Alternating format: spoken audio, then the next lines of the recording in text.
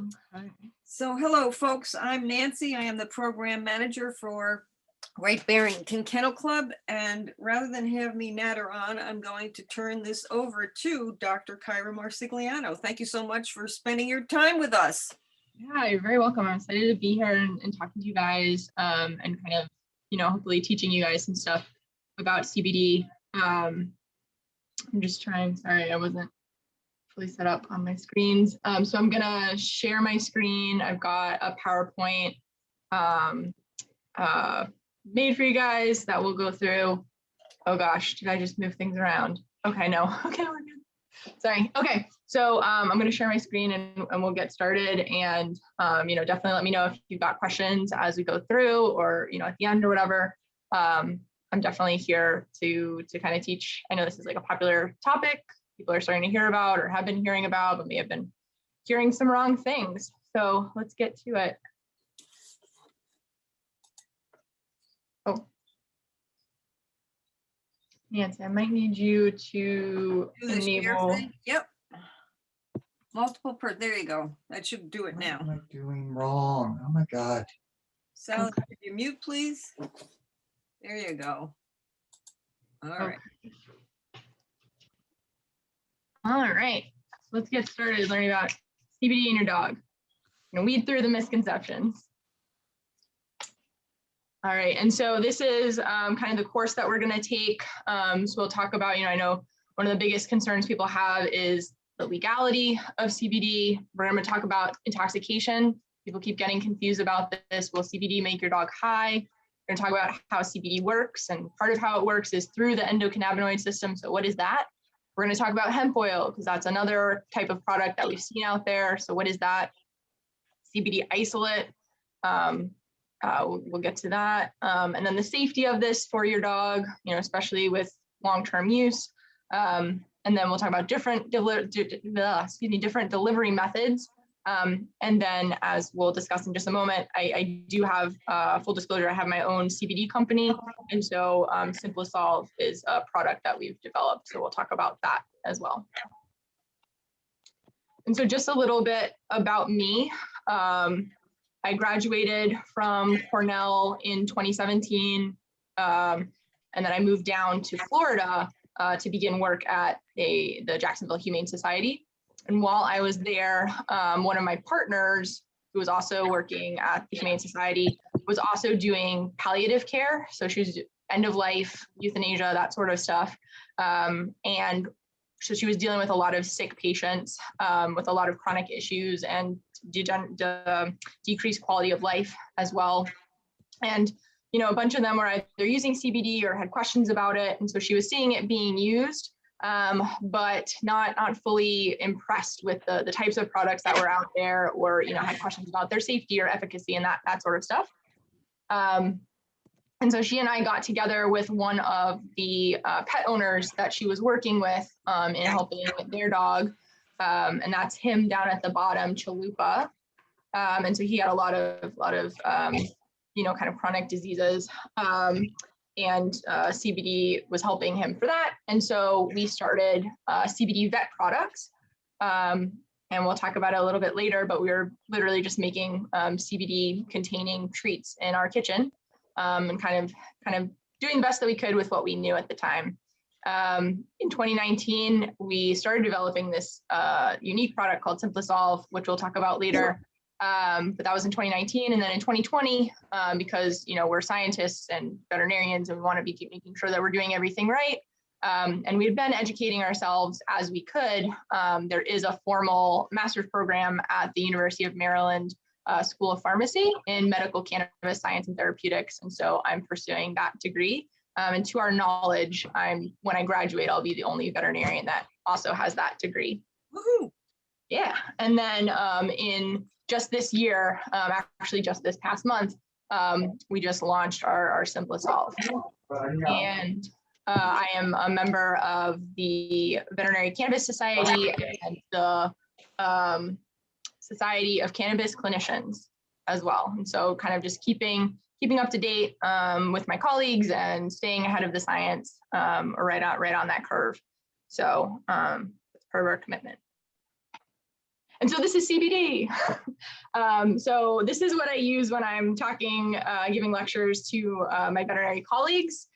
Don't worry, there won't be a test. We're not really going to be getting into this, but these are just a handful of the main mechanisms of action that CBD has. And you can see there's a lot of stuff that it's doing in the body. We'll go kind of tackle this in a little bit more basic way, but you can see it's a very active molecule in the body. It's working in a lot of different ways. And this is why we can kind of see what looks like a cure-all, because it has so many different actions and so many benefits that it seems like almost everything that you could think of, it has a hand in. And so it seems like it's a cure-all. It's really not. And so be careful of anybody that's claiming that it is.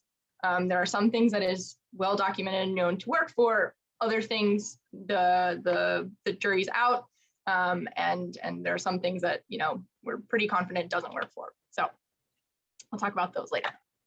So this is probably what, a good starting point is, okay, but like, what is CBD, what's hemp, what's marijuana, and then this other thing, cannabis. And so cannabis is like the scientific word to describe both hemp and marijuana. There's a bit of a debate and kind of a misconception that like maybe hemp is like one species and marijuana is another species. That's not really fully true. There's some debate, even if there's potentially 3 different species of cannabis, but they all interbreed. And so it seems to be one species with 3 different varieties or cultivars that you get.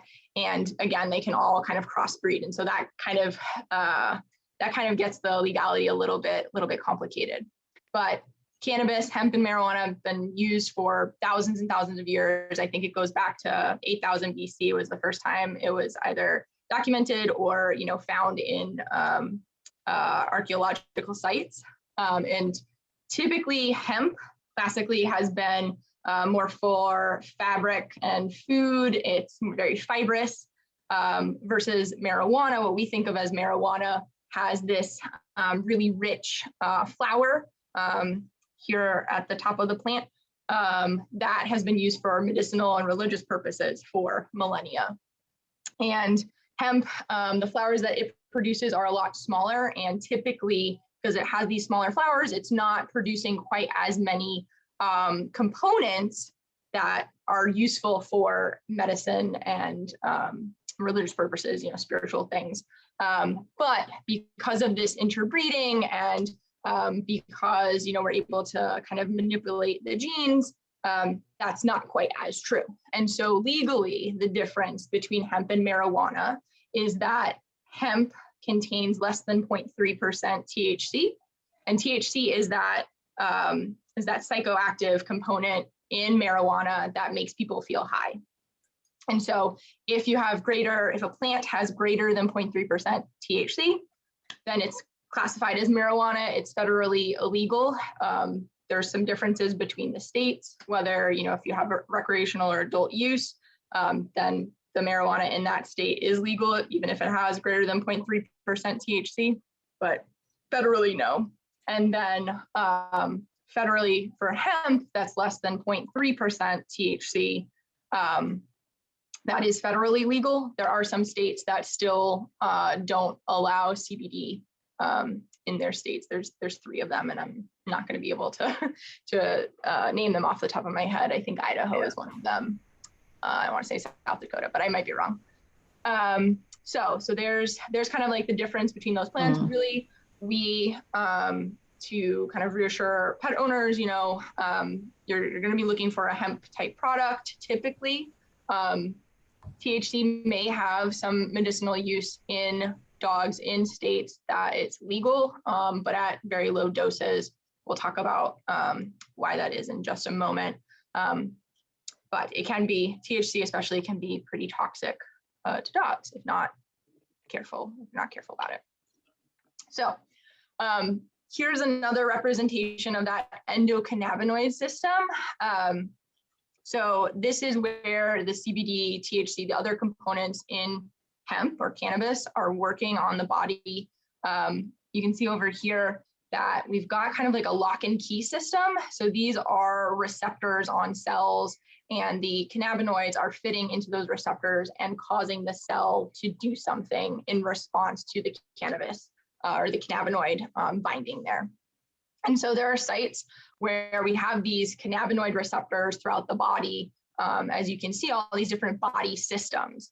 And so the endocannabinoid system is like the nervous system. It's like the cardiovascular system, the urogenital system, gastrointestinal, all of those things. We have these systems in our body, and the endocannabinoid system has a role in all of those and kind of maximizes or optimizes their function. And so it works with these different organ systems, these different body systems to keep the body healthy and optimize the function of all those different organs. And not necessarily that CBD is going to be active in all of these spots or all of these systems throughout the body. But, you know, these are places where these endocannabinoid receptors exist. So just here's, again, the function of the endocannabinoid system is that it's working with all your other body systems to optimize their function. And so, so CBD is definitely the main component, along with THC. Those are the two best studied cannabinoids, which is just like, it's a molecule that the plant makes. So those are the two best studied. They're the most abundant in the plant. But there are other minor cannabinoids that we're finding out more about more recently. They're in much smaller concentrations in the plant, and they'll be in much smaller concentrations in your different hemp products that, you know, are on the market. And so these are, they just have like some different names, like CBG, CBN. So cannabinol, cannabigerol versus CBD is cannabidiol, THC. Oh my God, how am I blanking on THC? Delta-9 tetrahydrocannabinol. All right. So anyway, so self-made. So what does your body do if you're not ingesting cannabis? Why does it have this system? So you actually have your own molecules that your body is making called endocannabinoids. And so these are two of them, AEA and 2AG, are two types of cannabinoids that your body makes. We call them endocannabinoids because they're inside your body, versus phytocannabinoids that are from the plant. But so your body's making its own endocannabinoids, and one of the main ways that CBD is working is actually to improve the function and increase the concentration of these cannabinoids that you're already making. So it's really just enhancing your own function again. So THC, right? This is what what humans are often using cannabis for. This is what, also in states where this is legal, or, there have been accidents that some pets have gotten into THC. Some people already kind of have some personal experience with this in their pets. But THC is that psychoactive component that can be very toxic in dogs. And we saw in, let's go back. They do have those endocannabinoid cannabinoid receptors in their brain, and they actually have a greater concentration of them in their brain versus humans. So they're already more sensitive to THC than we are, because that's the receptor where the THC is binding, is up in the brain. And so they're much more sensitive already. And then it actually turns out that when you ingest cannabis, you ingest THC, versus inhaling. So this isn't going to happen if it's smoked, but dogs don't smoke marijuana, they eat it. So ingested THC gets metabolized into a much more toxic form. So they're already more sensitive, and their body's going to turn it into something that's even more toxic. And so dogs just have a really terrible time if they get into THC. And so what we can see is that classic drunken sailor gait, where they're kind of falling over themselves. We can see them get very anxious. And we know in humans too, if you overdose on THC, you get very anxious, you have a bad time mentally. They'll be confused. They also dribble urine because they're not able to control their bladder, and they're just really out of it.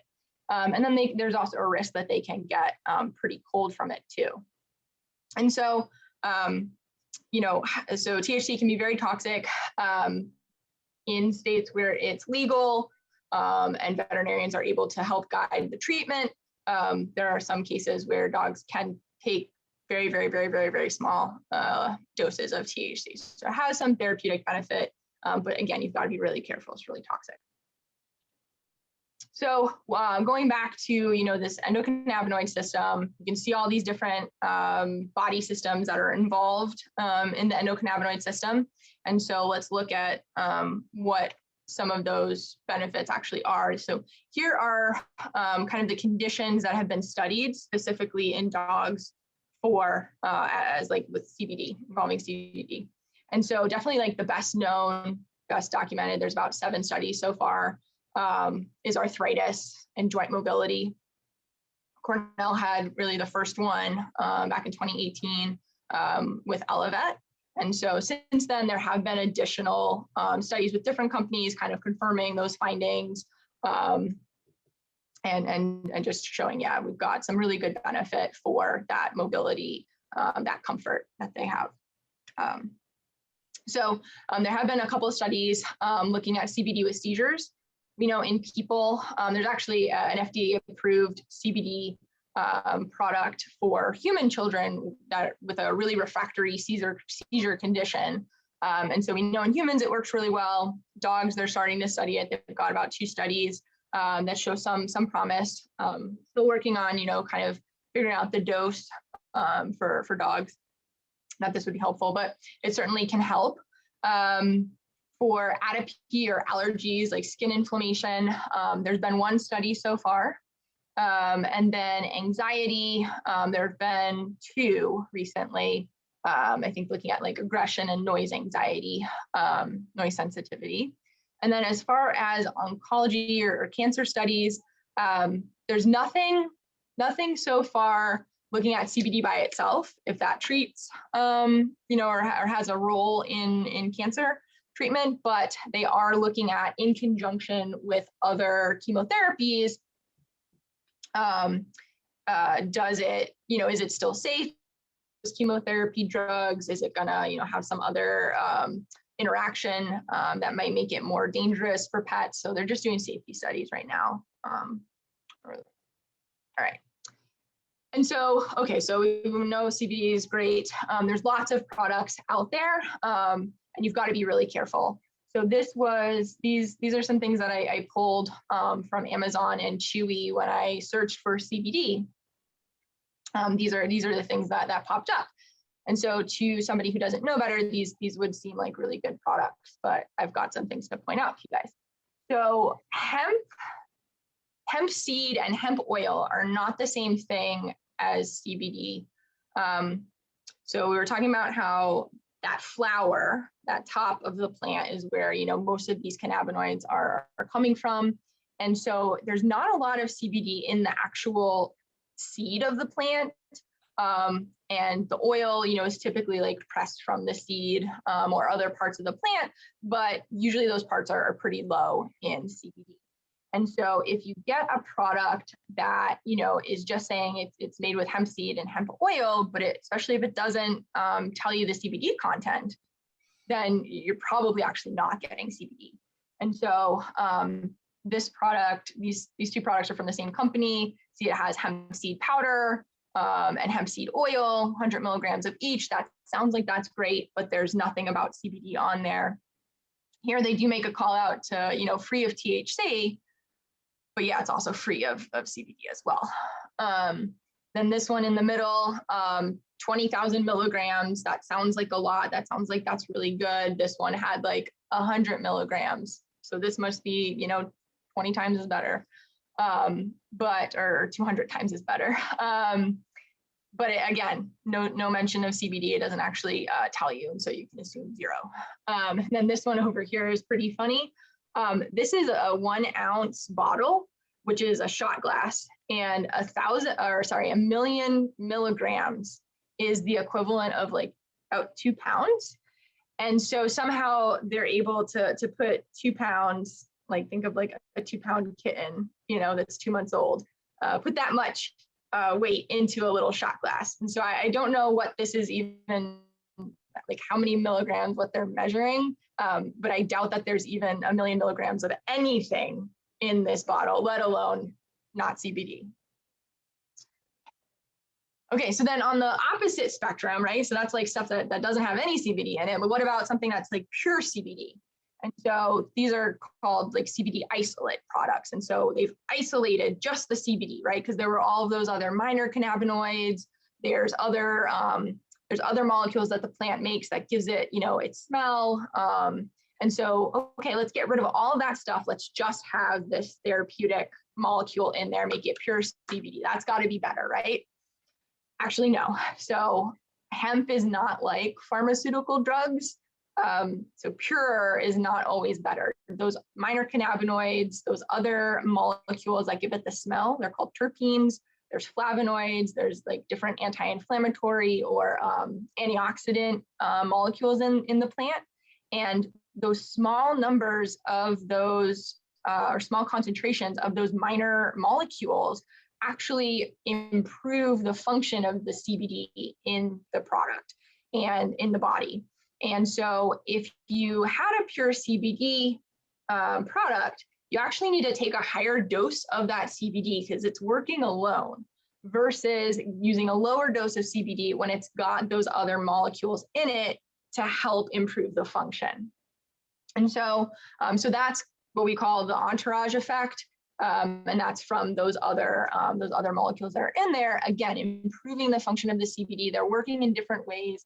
Some of those minor cannabinoids actually work at, especially like CBN, works at the same cannabinoid receptors as THC, but they're a little bit less potent.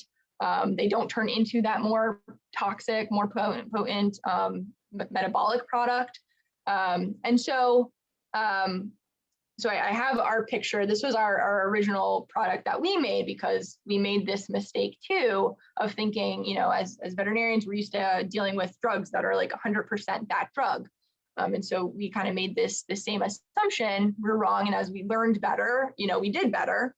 But so now when I'm looking at different products that are out there for pets, when I see something that, is really touting, really proud that it's a pure CBD product and there's nothing else in it, it's 100% CBD, I actually look down on that product and look down on that company because, clearly they're not following the science. They're not following what has been shown to be a better therapeutic benefit is having those other minor molecules in there. And so if they're not following that, then what else are they, kind of not on top of, right? And it just makes me like kind of distrust their whole company. And so, but safety concerns. So if you've got a good product and it's it's not a CBD isolate, so it's a whole plant product. It's broad spectrum or full spectrum is what we would call it. If it's not just CBD, if it's got those other molecules in it, then it's broad spectrum or full spectrum. So you've got a good product. You're going to give it to your dog. Well, what can go wrong? So in general, honestly, CBD is really well tolerated. It's got very minimal side effects. Sometimes we can see a little bit of maybe some sedation that's temporary while they're taking it, or especially while they're starting it. There's actually been no fatalities from it. It doesn't have a fatal toxic dose. And to even cause some side effects, which really, other than the sedation, sometimes it can cause some GI upset, maybe some diarrhea, but lots of things can cause that. But even so, you need really, really high doses beyond, kind of what would be needed for therapy. But you do have to ensure a good product. We'll talk about kind of what else to look for in a product to make sure that it's good. But generally very safe. There are some potential drug interactions though. So if you've ever, as a human, taken some medications and it said, avoid grapefruit juice with this product, or sometimes it says like avoid alcohol or whatever.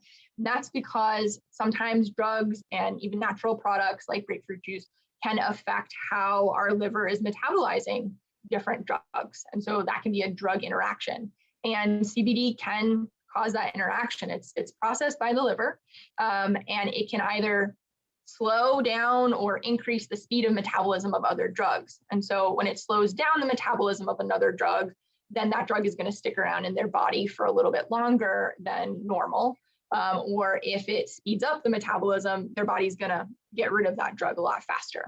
And so it is something that, I would really strongly recommend talking to your veterinarian, even before, you start the CBD, or if you're thinking about it, to have a chat with them. They may or may not know all of the different drug interactions, but there are definitely some good resources out there that they can access. You can always give them, my contact information, because I would be very happy to talk to veterinarians about, these drug interactions. But again, as long as you're doing it right and you know kind of what to expect, it can be, you can navigate it with your vet and kind of avoid those or minimize those interactions. And then there have been, it's pretty well documented that it can cause the elevation of a particular liver blood value on blood tests. But as they followed it, they also then did some advanced like diagnostic testing. They did ultrasound to look at the liver, kind of see if there were any changes there. And then they also did some biopsies to see if there was changes in the cells and the structure and changes in the function as well. And so while it increases this enzyme that we, as veterinarians are frequently including in our blood work that we're doing for pets, it doesn't actually decrease the function of the liver. So it's not stressing the liver out. It is that liver value goes back down to normal once you stop it. It's there while they're on it. But again, this is another reason why it's important to talk to your veterinarian of, if you're thinking about starting CBD, or if you have, it would be great to get a baseline, know what your dog's normal liver function or liver values are looking like through their blood work, and then, recheck it after starting the CBD so you can see what the change is. But then also, if you had already started and your doctor's doing some blood tests for your dog, and then they notice this elevation, they're going to get really worried and kind of, they might go down certain, additional diagnostic routes. But if they know that your pet's on CBD, they may be less worried. So something to definitely have a chat with your veterinarian if you're thinking about starting. And so this is a certificate of analysis. So this is one of the other things that you'll want to look out for when you're determining if a product is good or not, or if a company is to be trusted or not. And so the COA, certificate of analysis, is a third-party testing where the company sends off their sample for it to be analyzed for its cannabinoid profile. So that'll give you like the concentrations of THC, which again, it has to be less than 0.3% THC. If it's more than that, the company shouldn't, if it's a hemp company, they shouldn't be selling it. You might want to, have a red flag, like, okay, potentially, wouldn't be legal for them to even sell it to you. And then it should have, the CBD, because that's the main one that's being studied, and this one that we're most interested in right now. And then also it should give you those other minor cannabinoids, so that way hey, this is not a CBD isolate. This is, a broad spectrum, or if it's got that THC in its full spectrum product. And so it checks off that box. Then it should also test for those other like smaller, like less concentrated molecules, the terpenes. Those are the things that give hemp its smell. They should look for heavy metals that the plant can pick up from the soil while it's growing.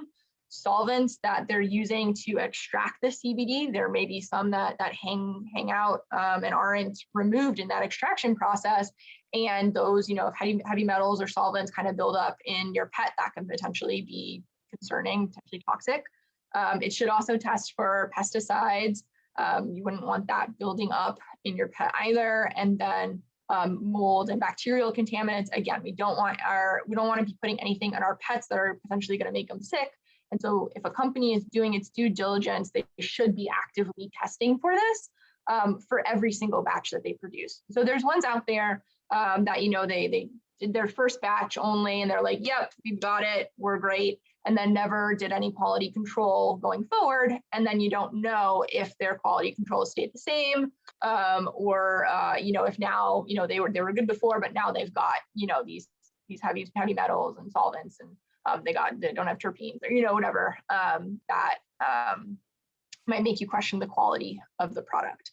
And so you do want to see this, good companies that are, easy to trust should be very proud of this. If they've got good certificates of analysis, they've got a good product, they should want to share that with everybody and kind of say, hey, look at this testing, look how great we are. And so they should have it, easily accessible on their website. The companies that you've got to, buy the product first. So you have a number, like a batch number, so that then you can email them about it and be like, hey, what's the certificate of analysis for this specific batch number? For that, for you to have to go through that much effort just to access what should be very basic information about the quality of the product, I kind of hesitate about those two, because, why aren't you proud of this? Why aren't you sharing it very actively? So that's the COA. Okay, and so you've got a broad spectrum CBD product that you see their COA is on their site, and it looks like it'll be good. How do you give it to them? How do you give it to your dog? How are you going to get it into their body? So there's a couple different methods. One that's really, really popular but may have a bit limited use is these topicals or creams. And those seem really good because then, you just rub it on the dog and then they'll absorb it maybe. The problem with that is the CBD doesn't actually absorb really well through the skin. And so there are some transdermal creams, which is it's going through the skin, transdermal through the skin, getting into systemic circulation, but it's very, very rare for a product to actually have that. I haven't seen ones that I'm like very happy, and I have done like good studies showing that, yep, it has gotten through the skin and been absorbed systemically. So most of these are going to be, kind of like a moisturizer that's just going to go on top of the skin, and it's going to be active just there. It's not going to go penetrate through those multiple layers of skin into the circulation. So, if you're trying to use it for joints, probably not going to penetrate that deep. But if you're using it for like a little bit of irritation, like especially on the belly where they don't have a lot of hair anyway, hopefully it'll, that should be helpful there. So that's the topical administration. Then there's oral, which is this is definitely like the most common, I think, is either like a chew or an oil. But basically it's like something that's going in the dog's mouth, they're going to swallow it, and then they're going to digest it. Now, I have this little red flag about treats, and that's specifically like the word treat, is just that in our working with an organization that kind of works with the FDA and helps guide companies how to stay, kind of on the good side of the FDA and not get in trouble and kind of be on the good side of the law, they brought this to our attention. So currently, hemp and CBD being added to food for pets or animal feed, I guess, that's illegal, just legally. And so when they label something as like a hemp or a CBD treat, that's them putting CBD into animal feed. And so for companies that are using that type of phrasing, and then that's in contrast to a hemp chew or a CBD chew, for whatever reason, the FDA doesn't think that that's animal feed. So it's bureaucratic little nuances. But if a company is using the word treat, that again is a red flag to me of like, oh, okay, but they don't know really the legality and kind of how to stay clear of the law. So then what else are they not aware of? What else aren't they following in terms of regulations? Because again, it's not, the reason that we have to be really careful with all of the CBD is that it's not regulated. And so it's really up to the consumer to be educated about this. And this is why like a talk like this hopefully is going to be really helpful for you guys, because you're having to navigate this really new industry that there are a lot of charlatans out there just trying to make a quick buck and, saying that they care about your pet as much as you do and that they love animals, but really they're just wanting money. So going back to chews and oils, because they're swallowing it and they're digesting it, it has to be digested before it's able to get into their body and into circulation and get distributed. And so that process takes about 2 hours for them to break down, the treat or the oil and actually get that CBD into their body, get it active. So it takes about 2 hours. And also in that process, they can get rid of between 80 to 90% of that CBD that they've ingested. And so, you're giving them like a 5 milligram or 10 milligram, treat or chew. And then they're only getting like 0.5 milligrams or 1 milligram that they're actually like absorbing. So that's something just to kind of keep in mind. And so, in learning about this, and we developed this really unique product as an alternative to those oils and treats, chews. And so we have a transmucosal administration. And so transmucosal means like through the mucosa, through the gums. And in humans, you can take sublingual CBD. And so that's where you kind of have drops that you hold under your tongue, and then your body absorbs it through that mucosa. And it goes into your circulation that way. You're not really swallowing it and digesting it. Your body is just absorbing it through the pink stuff under your tongue. We can't ask pets, hey, hold this under your tongue for a moment, or for a couple minutes even, while this absorbs. So for pets, what we can do is we can stick it on the inside of their lip or on their gums. And so that's how we have this SimpliSolve dissolving sheet, which is kind of like a Listerine strip. You can stick it on there. It's going to dissolve. It's going to be absorbed right through the gums and get into their body that way. And so because of that, it absorbs much faster, and you're not digesting it. So you're not losing that like 80 to 90% of what you're giving them. So those are some of the main benefits. So that's our product, SimpliSolve by CBD Vet Products. And some of the other benefits, it's a chicken flavored treat, or chicken flavored sheet, excuse me. And so it smells like, really smells like ramen, kind of chicken ramen. It doesn't smell like pot.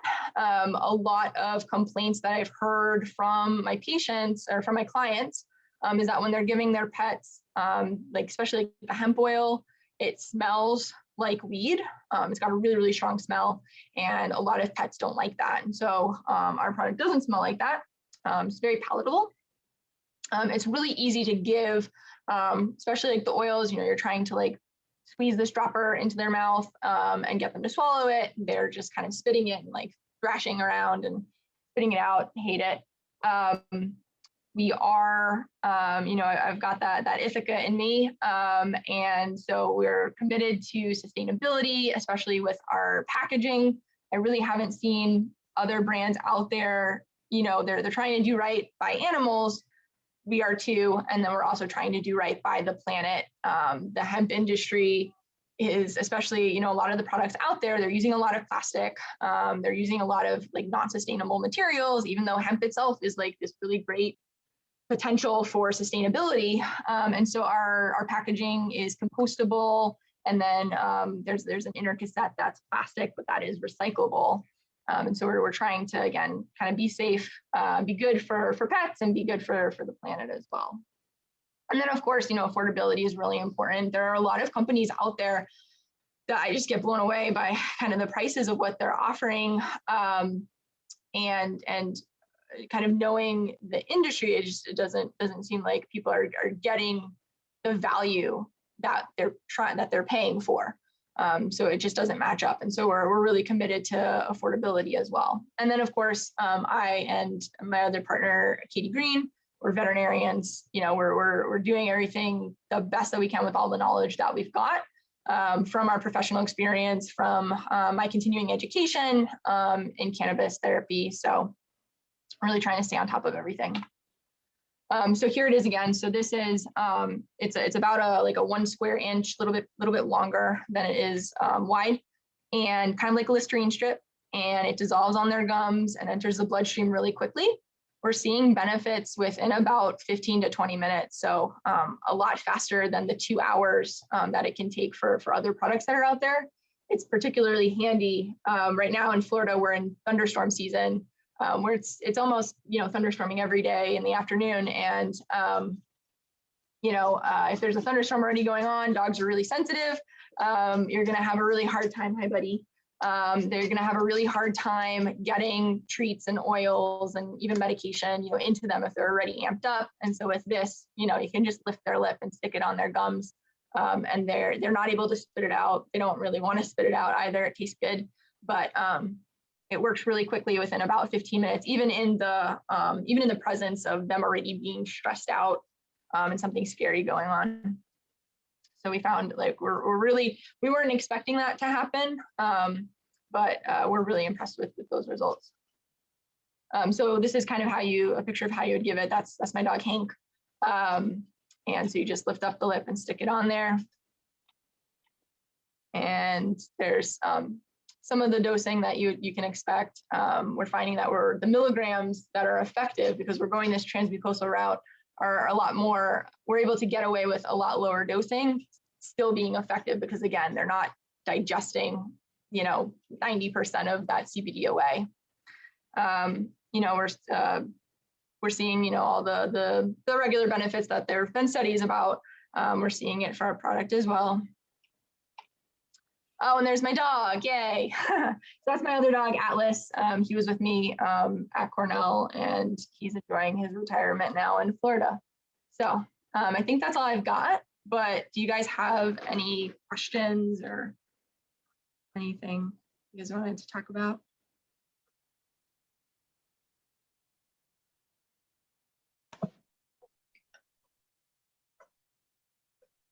Can you tell us how you have tested your products? Yeah, so we do that third-party testing for every batch.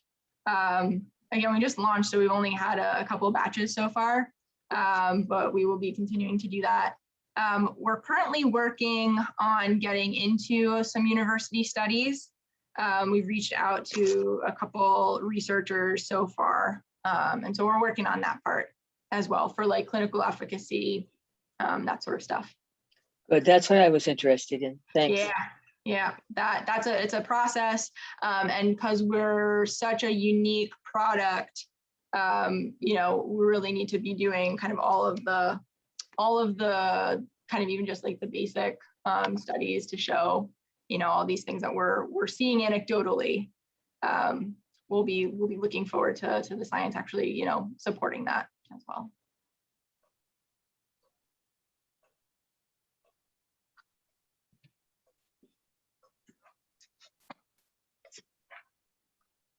I'm particularly interested in the application for arthritis. Do you have any experience with using your product on arthritic dogs? Yeah, we've got a bunch of pets that are on it for arthritis. We've got quite a few dogs that, again, because like we kind of have this experience in palliative care, that they're on a lot of medications, having really still struggling to get around. And their owners were expecting, kind of called us with the intent to actually euthanize them. And we're like, hey, you've got nothing to lose. Give this a try, and let's see. Let's revisit this in a couple of days. Like let's see kind of how this will help. And literally, it was like one of them recently. So that it was like over a year ago that we had started him on it, and we thought we were going to be euthanizing him. He's 16 years old, like an 80-pound pit lab mix. We've been able to stop his non-steroidal anti-inflammatory drug. We were able to decrease one of his other medications, and then we just had to vaccinate him because we didn't think he was going to be around still. And it's like, oh gosh, okay, let's get you up to date on everything and do some blood work and get you ready for another full year. And it's this really old dog. So we've got a bunch of patients like that. Who we literally thought that we were going to be euthanizing them, and then here we are a year later. We've got some pets that had some neurologic conditions. Again, it was kind of just like a last ditch. Hey, we don't even know really what's going on, with your pet, that they're having these types of symptoms, but nothing to lose here, because you're planning on euthanizing anyway. And then again, it's months and months later, and their quality of life is improved and sustained, and it's really exciting that they're around because of us. Yeah. Well, I'll talk to you offline about my girl and the people at Cornell, and we'll talk. We have couple of, is there any here's a question. Is there any indication that dogs develop tolerance which might lead to needing higher doses? So there's no evidence in the literature yet about that. Even for CBD in people, we typically aren't seeing tolerance develop from that. THC, those receptors, there can be a buildup of tolerance, and so then you have to stop and then restart. But usually it's just a couple days. But for CBD, it's not actively binding directly to those receptors. So you're not going to get tolerance. It's enhancing your body's own function. Excuse me, and the CBD or the cannabinoids that your body's already making. And so we're not seeing that tolerance develop. That's good. And someone else asked about whether or not you have a website. Oh, we do. Yes. Sorry. Somebody at one of the other lectures that I gave asked that too. I should just add it on here. It's cbdvetproducts.us, not .com. Somebody else owns the .com, and we don't have enough money to buy that yet.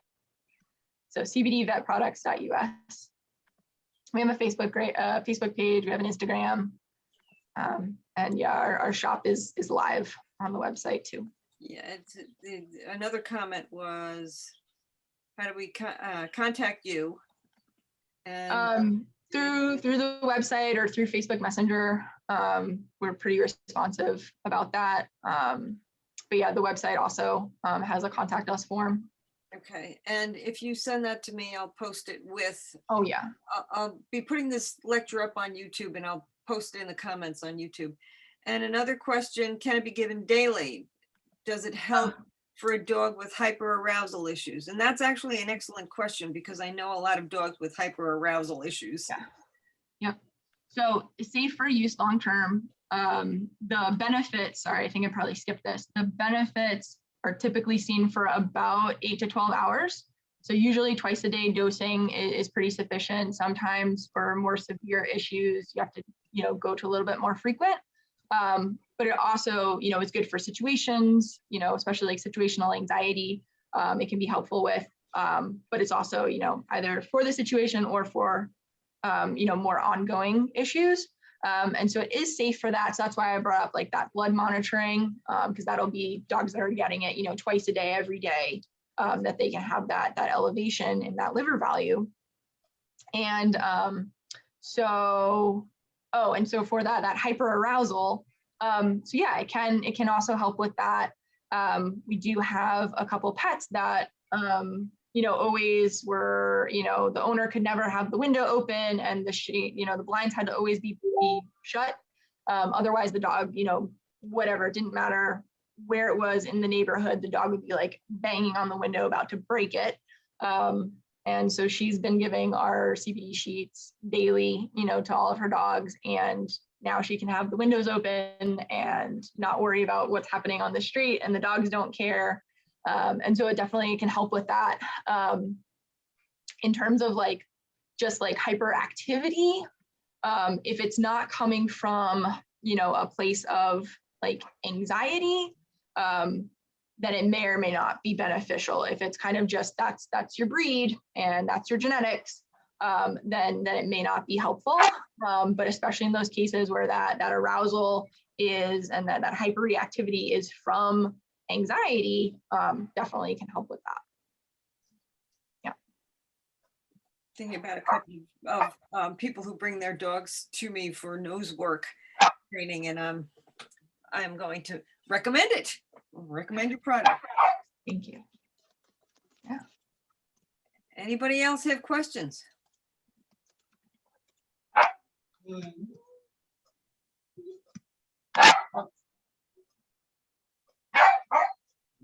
Somebody's barking in the background. Somebody wants to try it. There you go.